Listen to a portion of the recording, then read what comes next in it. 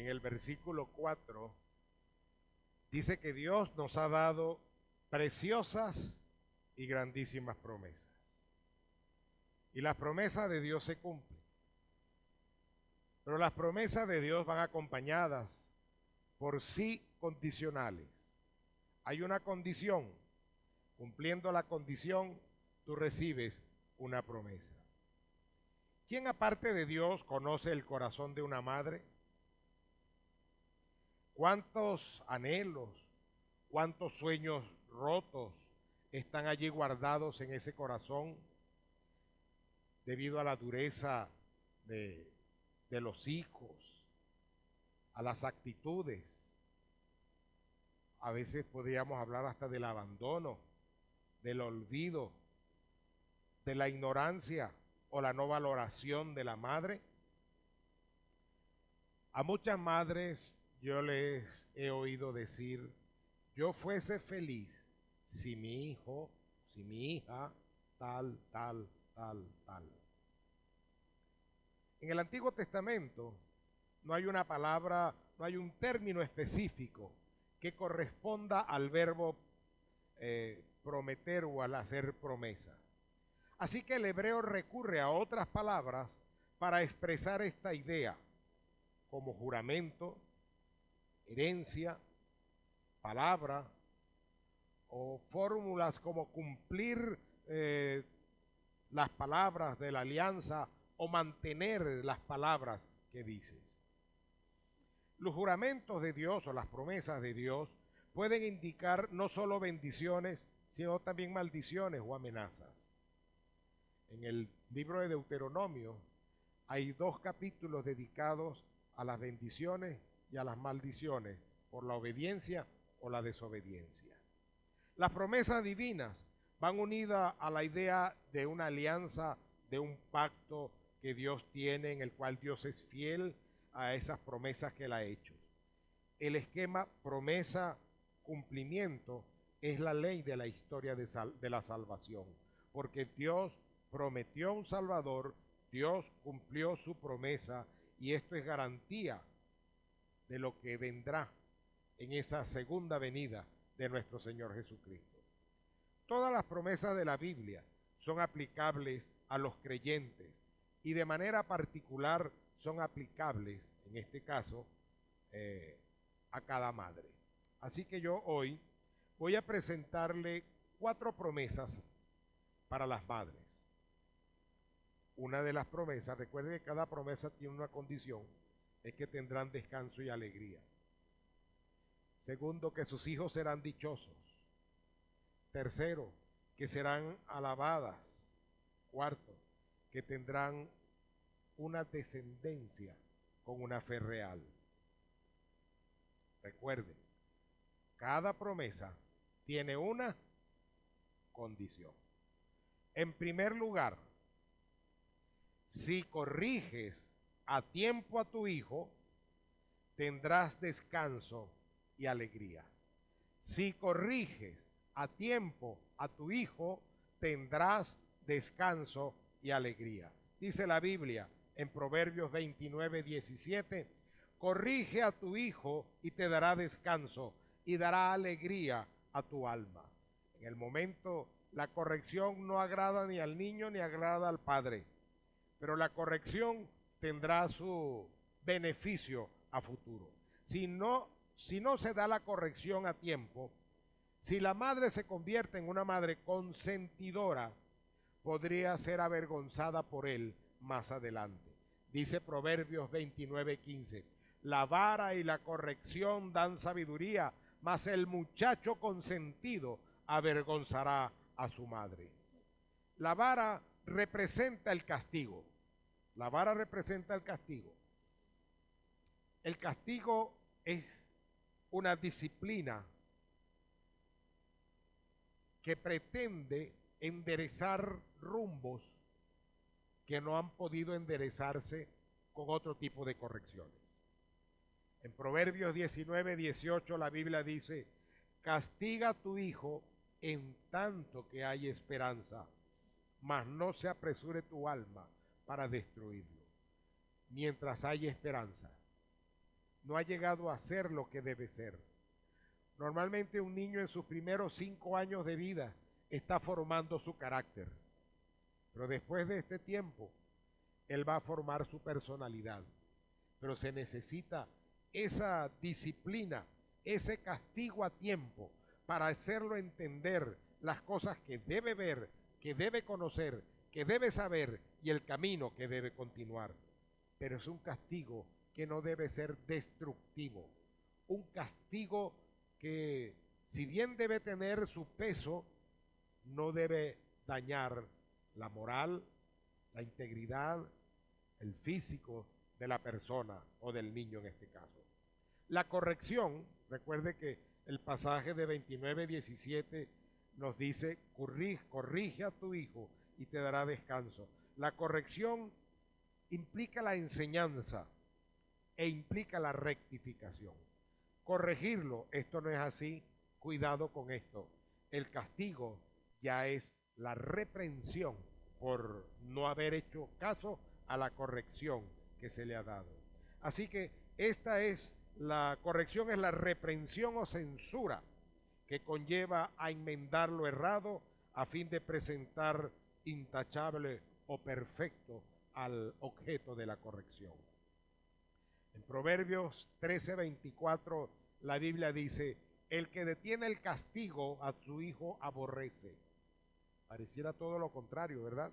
Pero la Biblia dice que el que detiene el castigo a su hijo aborrece, mas el que lo ama desde temprano lo corrige. ¿Por qué se corrige? ¿Por qué se castiga a un hijo? ¿Por qué se disciplina? Porque hay amor, porque se quiere ver lo mejor de él, porque se quiere hacer de esa persona alguien de bendición. Entonces es necesaria la disciplina, es necesaria la corrección, es necesario el castigo. Proverbios 23:13, no rehuses corregir al muchacho, porque si lo castigas con vara no morirá. Hoy nosotros encontramos en el campo de la psicología que no es bueno castigar al hijo. Pero la Biblia te dice que si tú lo castigas con vara, si tú le das un correazo, si tú le das un rejazo, el muchacho no va a morir por eso. Así que, ¿a quién le haremos caso? ¿A lo que la psicología nos va a enseñar o a lo que la Biblia nos enseña? Entonces, hay que corregir al muchacho a tiempo, mientras hay esperanza, como una prueba de amor, porque la corrección, el castigo, no lo va a matar. El consentir ignora la corrección e ignora el castigo. ¿Qué será consentir? Cuando uno habla de niño consentido, uno piensa en un niño malcriado, en un niño que hace y deshace y que el padre no le presta la atención debida. Consentir podría ser sinónimo de mimar, de ser indulgente y de ser permisivo. Es creer todo sin comprobar lo dicho. No, mi hijo no es capaz de. Y resulta que puede ser capaz de eso y mucho más. Dejar que se haga algo debiendo o pudiendo estorbarlo es consentir. Dejar que el hijo haga lo que no debe, lo que es incorrecto, lo que es moralmente malo, pudiendo corregirlo o debiendo hacerlo y no hacerlo, eso es consentir al hijo. La consecuencia natural será la vergüenza. Avergonzará más adelante a sus padres. Serán avergonzados los que se rebelan sin causa. Nos dice la Biblia en el Salmo 25, si no me equivoco. Si lo corriges a tiempo, tendrás descanso y tendrás alegría. La Biblia nos los dice, corrige a tu hijo y te dará descanso y dará alegría a tu alma. Eso lo leímos en Proverbios 29:17. Instruye correctamente a tus hijos para que ellos tengan claro la senda a seguir. Las correcciones pueden ser incorrectas en algunos momentos si no tenemos nosotros en realidad los elementos concretos para tomar la corrección, si no tenemos el conocimiento, la sabiduría o la forma. pero corregirlo correctamente implica de nosotros un aprendizaje y un buscar cómo para poder hacerlo, para que ellos tengan la senda que se debe seguir. Dice la Biblia en Proverbios 22:6, instruye al niño en su camino y aun cuando fuere viejo no se apartará de él. La instrucción debe ser constante, no debe ser que lo dije hoy y lo repito el año que viene. No, es una instrucción constante. En Deuteronomio el capítulo 6, el versículo 7, refiriéndose a la ley de Dios, refiriéndose a la palabra de Dios, dice, y las repetirás a tus hijos, las repetirás a tus hijos, y hablarás de ellas, estando ¿dónde? En casa, y andando por ¿dónde? El camino, al acostarte y cuando te levantes. Una enseñanza constante. En la constante repetición está el aprendizaje. La instrucción debe ser además coherente. Debe ser coherente.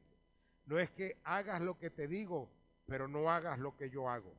Debe haber una coherencia y una relación entre lo que yo digo con lo que yo hago. Porque vamos a enseñar con el ejemplo y él va a ver, el niño va a ver, mi papá, mi mamá me dice esto y él lo vive, lo cumple. No hay una contradicción en esa enseñanza. En 1 Corintios el capítulo 14, los versículos 8 al 9 dice, y si la trompeta diere sonido incierto, ¿quién se preparará para la batalla? Así también vosotros, esto se refiere al don de lenguas, pero lo vamos a dar su aplicación. Así también vosotros, si por la lengua no diereis palabra bien comprensible, ¿cómo se entenderá lo que decís? Porque hablaréis al aire. Le hablamos al aire. Si le decimos a los hijos que hagan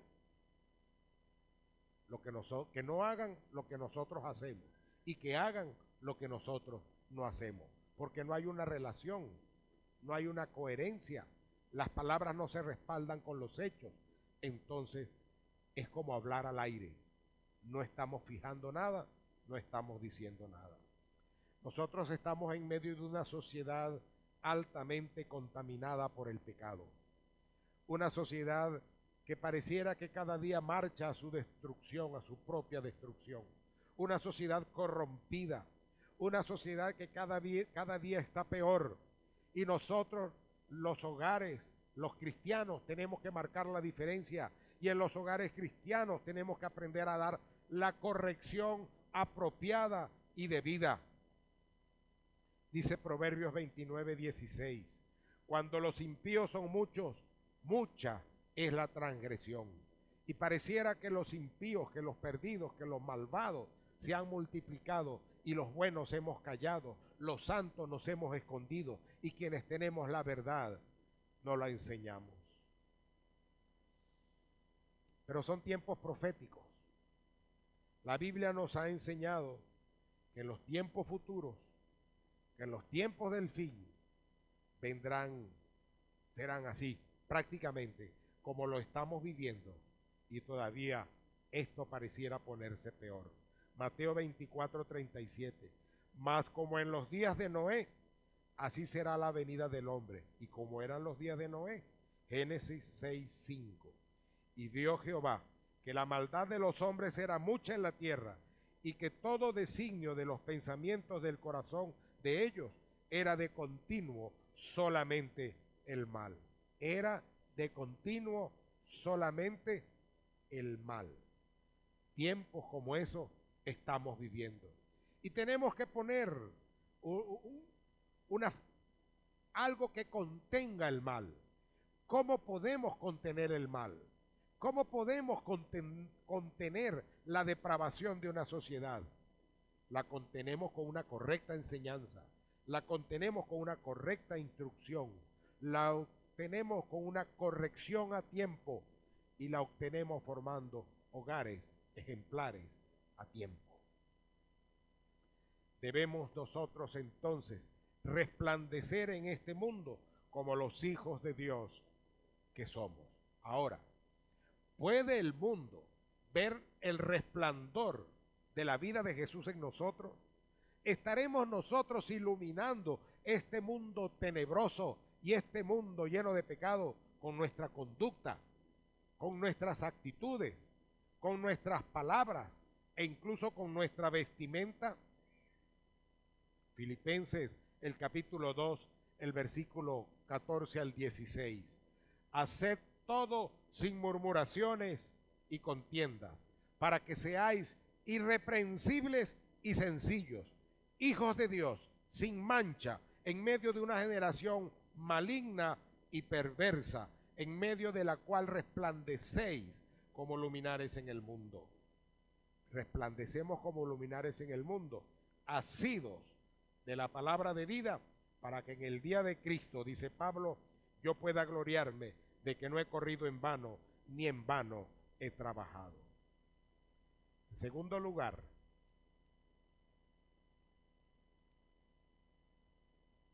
la segunda promesa: si caminas en integridad y justicia, tus hijos serán dichosos. Tus hijos serán dichosos. Yo conozco una persona que se casó con el hijo de un corrupto de hace muchos años. Y cuando me lo presentaban, él como que notó la actitud por el apellido, un apellido único. Y tiene que agachar su cabeza y decir: sí, yo soy el hijo de aquel que fue corrupto. Pero si tú caminas en integridad y en justicia, tus hijos serán dichosos. Por lo menos le apartarás de vergüenza y desarrollarás más bien en ellos orgullo. Dice Proverbios 27, camina en su integridad el justo, sus hijos son dichosos después de él. Integridad tiene que ver con estar íntegro, con estar entero, con que estar en el total de una sola pieza, que no carece de ninguna de sus partes. Y se habla de una persona íntegra, es decir, de una persona que sea recta, de una persona que sea intachable, que sea proba o que sea probada en realidad. Mientras que justicia es el derecho, la razón o la equidad, es el obrar con este sentido de derecho, con este sentido de equidad, con este sentido precisamente de hacer las cosas bien, de tratar a las personas según el mérito, sin atender a otro motivo. Y cuando la persona, los padres, la madre en este caso, camina en integridad y en justicia, sus hijos serán dichosos. Es la ley de la causa y el efecto. La conducta de los buenos publica los sanos principios de ellos. La conducta de los malos publica los malos principios de ellos. El pacto de Dios y el buen ejemplo que se pueda dar va a asegurar la bendición para sus hijos. Yo he tenido bendiciones grandes en mi vida. Y esas grandes bendiciones las he recibido porque en algún momento mis padres fueron una bendición para alguien en particular. Y en el momento debido se me retribuyó esa bendición. Por ejemplo, ¿por qué entré yo a dar clase al Ministerio de Educación sin tener el título de docente en su momento? Porque alguien en estado de jefatura y que había recibido la bendición y la atención de mis padres, decidió retribuirlo dándome la oportunidad de que yo entrara a dar clases en el Ministerio de Educación. Entonces, causa y efecto. El Salmo 112, el versículo 1 y 2. Bienaventurado el hombre que teme a Jehová y en sus mandamientos se deleita en gran manera. Su descendencia será poderosa en la tierra, la generación de los rectos será bendita. Quien siembra vientos, cosecha tempestades. Quien a hierro mata, no puede esperar morir a sombrerazo. Todo lo que el hombre sembrare, eso también segará, dice la Biblia. Se enseña con el ejemplo, y con el ejemplo se modela para los hijos cómo ser, cómo actuar, cómo defenderse, cómo tratar. Hay cosas que se van a heredar y eso va en el ADN, pero hay cosas que van a aprender porque se lo vamos a modelar, porque lo van a ver en nosotros. Jesucristo nos dio a nosotros un ejemplo para que nosotros lo sigamos. Dijo el apóstol Pedro en la segunda carta, en el versículo 21, pues para esto fuisteis llamados, porque también Cristo padeció por nosotros, dejándonos ejemplo para que sigáis sus pisadas. En el hogar nos corresponde a nosotros mostrar el ejemplo de Jesús, seguir sus pisadas, para que nuestros hijos sigan las pisadas de Jesús también. Los padres, como sacerdotes del hogar, debemos mostrarnos como ejemplos dignos que muestren a nuestros hijos una vida, algo que ellos puedan imitar, un ejemplo que ellos puedan seguir sin avergonzarse. Tito capítulo 2, versículos 7 al 8. Está dado a Tito, pero es aplicable para nosotros. Presentándote tú en todo como ejemplo de buenas obras, en la enseñanza, mostrando integridad, seriedad, palabra sana e irreprochable, de modo que el adversario se avergüence y no tenga nada malo que decir de vosotros. En tercer lugar, la tercera promesa. La madre que teme a Dios será alabada. Eso lo dice Proverbios 31, en esa oda a la madre, en ese extraordinario pasaje dedicado a la mujer virtuosa. Engañosa es la gracia y vana la hermosura. La mujer que teme a Jehová, esa será alabada. Dadle del fruto de sus manos y alábenla en las puertas sus hechos. La mujer que teme a Jehová, esa será alabada. Hay cosas engañosas que se enseñan. Hay cosas que incluso podemos tener en nuestra familia que enseñamos y que no deberíamos enseñar. Pero ¿cuál es el énfasis de nuestra enseñanza? ¿Cuál es el énfasis? ¿Qué es lo que en realidad buscamos nosotros en nuestros hijos? Hay programas de televisión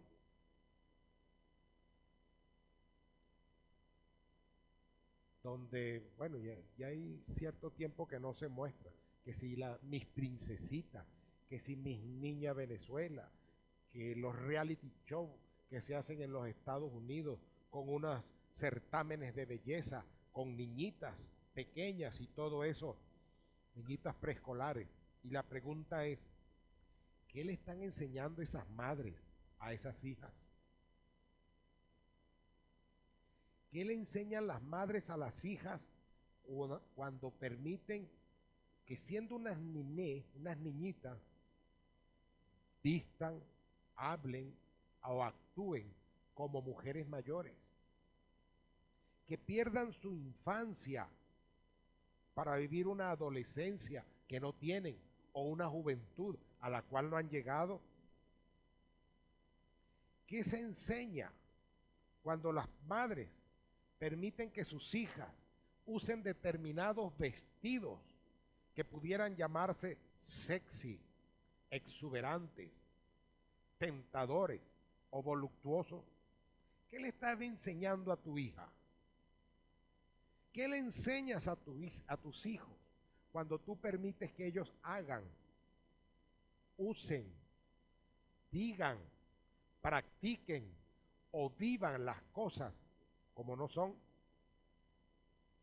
Solo la verdadera piedad va a demandar el respeto y el afecto permanente.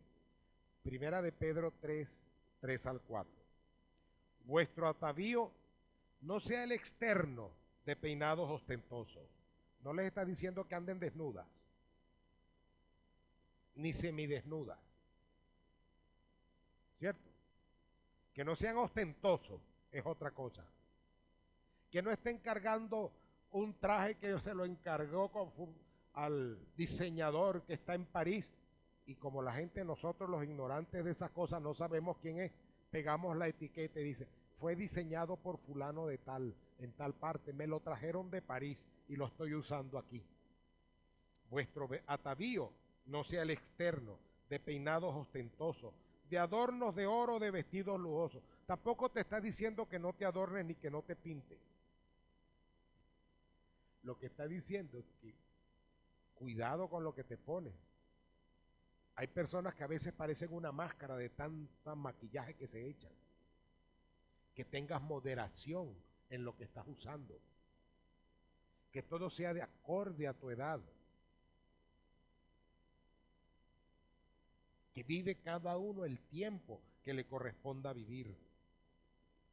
Dice que vuestro atavío sea el interno, el del corazón, en el incorruptible ornato de un espíritu afable y apacible que es de grande estima delante de Dios. La madre que teme a Jehová será alabada. Cuando se teme a Dios, hay que enseñar a temer a Dios.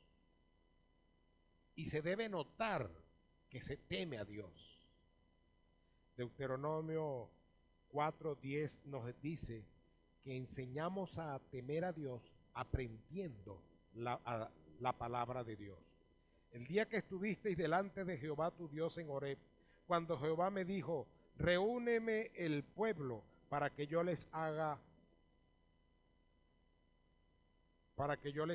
oír mis palabras, las cuales aprenderán para temerme todos los días que vivieren sobre la tierra, y las enseñarán a sus hijos. Una manera de enseñar a nuestros hijos a temer a Dios es enseñarles su palabra, enseñarles las historias bíblicas, enseñarlos a memorizar la escritura. Cada quien tomará sus decisiones cuando ya sean adultos, y van a ser responsables de sus decisiones. Pero tú como madre, tú como padre, habrás salvado tu responsabilidad si enseñaste correctamente las palabras de Dios. De las recomendaciones que da Dios para cuando Israel tuviese un rey, nosotros podemos aplicarlos en nuestras casas. ¿Por qué? Porque nosotros somos un reino, somos un pueblo de reyes y sacerdotes. ¿No lo dice así la Biblia? ¿Lo dice o no lo dice?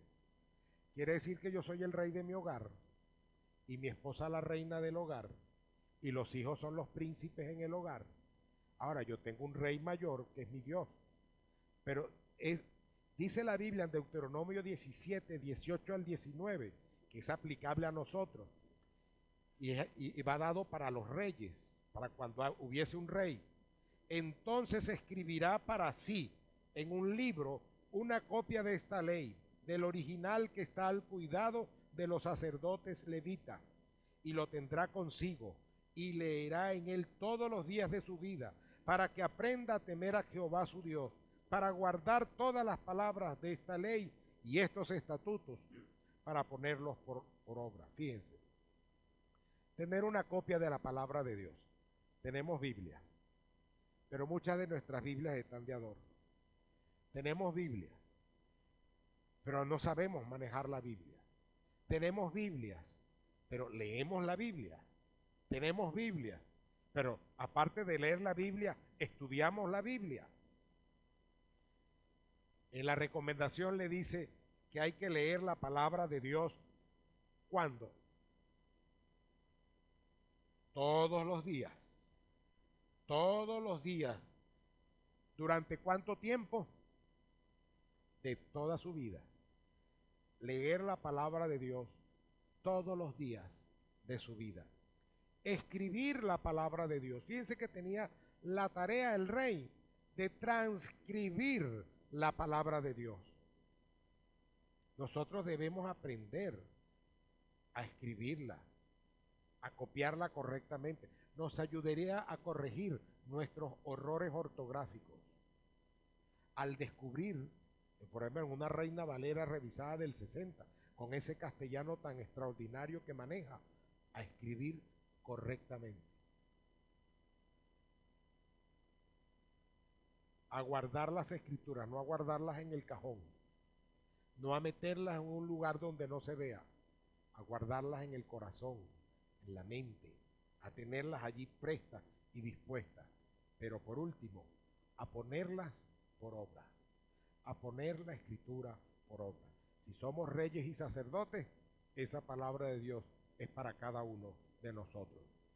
Enseñamos a temer a Dios obedeciendo la palabra de Dios. Deuteronomio 6, 1 al 2.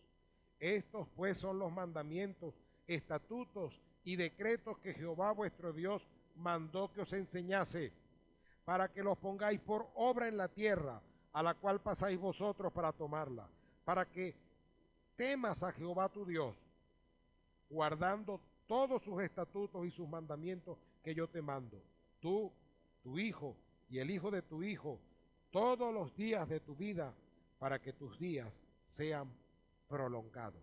Obedecer la palabra de Dios, ponerla por obra, practicar la escritura. Y hay otra cosa que nos enseña a temer a Dios. Y parece que fuese mentira. Diezmar. Cuando usted diezma y sus hijos saben que usted diezma, ellos aprenderán que hay un Dios que es superior, que hay un Dios a quien usted ama, que hay un Dios a quien usted respeta, que hay un Dios a quien usted teme, y que usted diezma no porque se lo pidan, no porque lo obliguen, sino porque usted le devuelve a Él. Claro, se entrega en la iglesia, pero usted no se lo está dando a alguien en particular, se lo está dando a Dios. Y en la iglesia se decide cómo se utiliza lo que usted dé. Deuteronomio 14, 23. Y comerás delante de Jehová tu Dios en el lugar que Él escogiere para poner allí su nombre, el diezmo de tu grano, de tu vida, de tu aceite, y las primicias de tus manadas y de tus ganados, para que aprendas a temer a Jehová tu Dios todos los días. Cuando tú diezmas, te estás sometiendo y aprendes a temer a Jehová y estás enseñando a tus hijos el temor a Jehová. La cuarta promesa: vive una fe real y tus hijos conocerán la fe que Dios quiere que ellos tengan. Vive una fe real y tus hijos conocerán la fe que Dios quiere que ellos tengan. Proverbios 22, 6, ya lo leímos, pero dice: instruye al niño en su camino y aun cuando fuere viejo no se apartará de él. Fe que se enseña de un padre a un hijo, este hijo a su hijo, y así tú puedes contar generaciones de cristianos, de buenos siervos de Dios, porque ellos aprendieron a vivir una fe que transmitieron y que sus hijos conocieron. El valor del ejemplo y la enseñanza. Enseñar sin el ejemplo, corregir sin el ejemplo, pero cuando tú enseñas y das el ejemplo en tu vida, la enseñanza se afianza. En 2 Timoteo, el capítulo 1, el versículo 5, encontramos que el apóstol Pablo hace referencia a cómo una fe pudo vivirse en 3 generaciones, trayendo a la memoria la fe no fingida que hay en ti, en Timoteo, la cual habitó primero en tu abuela Loida y en tu madre Eunice, y estoy seguro que en ti también. Primero en la abuela, luego en la madre, luego en el nieto. Loida, Eunice, Timoteo. La fe no fingida la mostraron, la tuvieron en su vida, la enseñaron, la ejemplificaron y se sigue el ejemplo. Entonces, la verdad que uno no entiende, bueno, sí entiende, cómo personas con conocimiento del Evangelio tomaron sus propias decisiones. Pero algo tuvo que haber fallado en la enseñanza para que hoy pensemos en un Carlos Marx, con un conocimiento del Evangelio y un hombre tan pernicioso y vago, porque no trabajó, fue sostenido por la mujer. O como por uno de esos grandes, se me fue el nombre en este momento, de esas manos derechas que tuvo Adolfo Hitler, que era de padres creyentes y era un asesino junto con Hitler. Uno no entiende, pero si mira, debe ser que la enseñanza en el hogar no estuvo buena. Y personas así, entonces se forman y se desarrollan. Eunice, perdón, la abuela tal vez fue el ancestro más antiguo que llegó a conocer Pablo. Y le dice, tu madre judía, tu madre Eunice, quien era una judía. El padre de Timoteo era gentil. Y la enseñanza, él pudo tener, Timoteo, la ambivalencia del mundo inconverso y del mundo cristiano. Yo me crié en un hogar así, donde mi padre era mundano y mi madre era creyente. De niño me trajo a la iglesia y yo quería hacer las cosas que hacía mi papá. Pero fui enseñado por una abuela. Yo aprendí a leer en la Biblia. Cuando yo entré a la escuela ya yo leía y mi abuela me había enseñado a leer en la Biblia. Todas las tardes mi abuela se sentaba y yo me ponía a sus pies para escuchar la lectura de la Biblia y para escuchar las historias bíblicas que ella me enseñaba. Mi madre y mi abuela fueron un ejemplo para mí de oración, de personas que oraban por milagros y milagros ocurrían. Personas que oraban por cosas que a uno les parecía que era mentira que pudiese suceder y Dios sacudía el cielo para dar la bendición que se esperaba.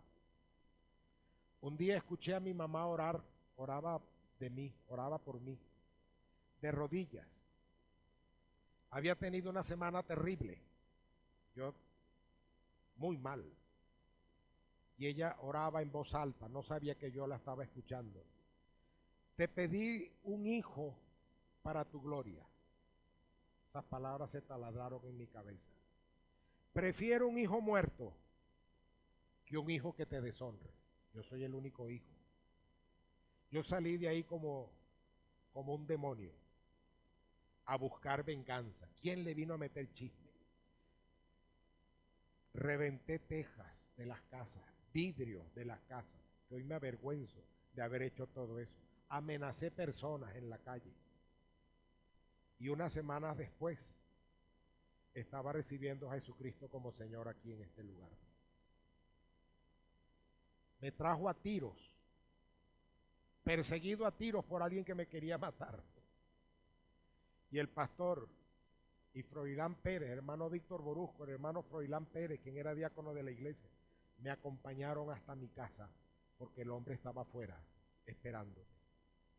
Tuve una abuela que me enseñó las escrituras. Tuve una madre y una abuela que me enseñaron lo que es la respuesta de Dios a la oración. Tuve un padre que me enseñó el camino de lo malo, del juego, del vicio, porque él era un jugador empedernido del vicio. Había un bar en mi casa y allá había cuanto aguardiente se pudiera ocurrir.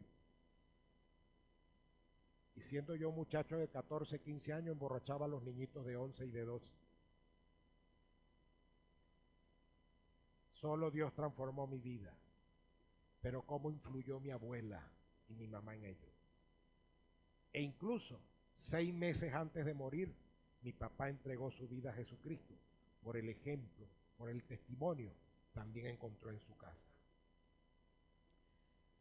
Cuando tú vives una fe real, no solo tus hijos conocerán la fe, sino que tú vas a bendecir a futuro la obra de Dios. No sabemos aquí en estos niños que hay aquí hoy, quiénes serán pastores, quiénes serán maestros de Biblia, quiénes serán evangelistas, quiénes se encargarán del trabajo en los ancianatos, quiénes se encargarán en atender el trabajo con los niños, quiénes se encargarán en esparcir el evangelio por otras partes. pero nosotros tenemos que invertirnos en ellos, viviendo una fe real para que ellos sepan cómo debe ser la fe que tienen que vivir, para que la vivan, la compartan y crezcan. Las mujeres piadosas pueden animarse por el éxito de Loida y de Eunice con Timoteo. Resultó tan excelente y tan útil como ministro del Evangelio en los viajes con Pablo en el ministerio. Algunos de los ministros más dignos y valiosos con que ha sido favorecida la obra de Dios, la obra de Cristo, han contado con tempranas impresiones de la fe, con ejemplos dignos, con vidas ejemplares que impactaron sus vidas para que ellos pudieran seguirlas. Por enseñanzas de madres o de abuelas o de padres que instruyeron la palabra de Dios. Para concluir, hoy les he dicho que la Biblia está llena de promesas, que las promesas son reales para los cristianos, porque Dios cuando promete cumple, pero que hay sí condicionales. Si cumplimos la condición, recibimos la promesa. Él cumple sus promesas. Las promesas, para ser obtenidas, entonces, deben cumplir con el requisito que se nos exige. Y hoy les dije, hoy hablé de 4 promesas. La primera, si corriges, tendrás descanso. Si caminas en integridad y en justicia, tus hijos serán dichosos. Si temes a Dios, serás alabada. Si vives una fe real, tus hijos conocerán a un Dios real, conocerán la fe que Dios quiere que ellos tengan. Y todavía es momento para preguntarnos, ¿hay algo que deba cambiar en mi vida? ¿Qué le estoy enseñando a mis hijos? ¿Qué estoy levantando? ¿Qué estoy formando para mañana? Todavía se pueden cambiar cosas. Todavía podemos modificar. Todavía nosotros podemos en realidad corregir a tiempo. Todavía nosotros podemos caminar en integridad y en justicia. Todavía hoy nosotros podemos temer a Dios y podemos vivir la fe real para que ellos vean la fe que Dios quiere que ellos tengan. A los padres jóvenes, su éxito como padre solo se verá cuando sus hijos sean grandes. Mientras tanto, el éxito no se ve. Usted está sembrando, usted está formando para un mejor mañana, formando para un mejor país, formando para una mejor generación, formando para una mejor iglesia, pero formando para cambiar un mundo. Así que hoy los padres debemos decirle al Señor, Señor, hay esto y esto que yo todavía no he hecho bien y yo te pido que me ayudes para poder hacerlo.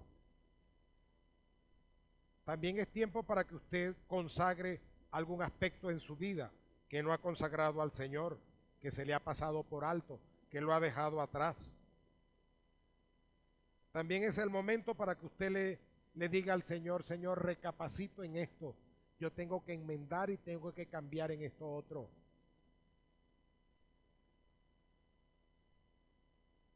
Pero también es el momento para que los hijos digan, yo tengo que valorar los padres que tengo. El otro día, yo no sé si sería verdad, si sería mentira, pero me encontré a un hombre que me pidió dinero para comprar una comidita para sus hijos, que sus hijos se fueron al exterior, le dejaron los nietos y no le mandan nada. Eso pasa. ¿Cuántos hijos hay que se olvidan de sus padres? ¿Cuántos hijos hay que no hay una atención debida? El puro día de la madre, el día del padre para los que se acuerdan. Un día nada más en el año. ¿Qué atención podemos tener diferente? Los hijos tenemos que pensar en eso. No siempre vas a tener a tu mamá, a tu papá contigo. Aprovechen el tiempo que todavía Dios les permite tener. Quienes ya no tenemos los padres con nosotros, sabemos lo que es eso. Entonces, hijos, esfuércense en darle las satisfacciones a sus padres cuando estén vivos. Después de muertos, usted podrá ir al cementerio a llorar y hablar en la tumba, pero estará hablando solo. Usted podrá escribir en el Facebook, papá, mamá, cuánto te amo, y ellos ni se enteran de eso, porque no se lo dijiste cuando debiste hacerlo. Así que en este momento, alguna decisión debemos tomar en nuestras vidas como padres, como hijos o como abuelos.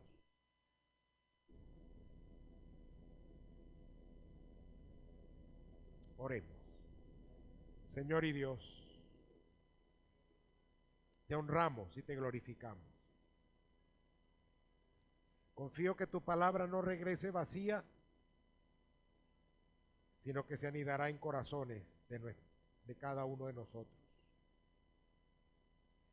Gracias por darnos a unos la bendición de ser padres, de ser madres, habernos dado la dicha de tener padres o abuelos que nos cuidaron o que nos enseñaron tu camino. Bendice cada madre aquí presente, cada hogar aquí representado. Y ayúdanos, Señor, para que nuestros hogares sean faroles de luz que irradien a Jesucristo en la comunidad donde estamos. Y en Cristo Jesús te lo pedimos y damos gracias. Amén y amén.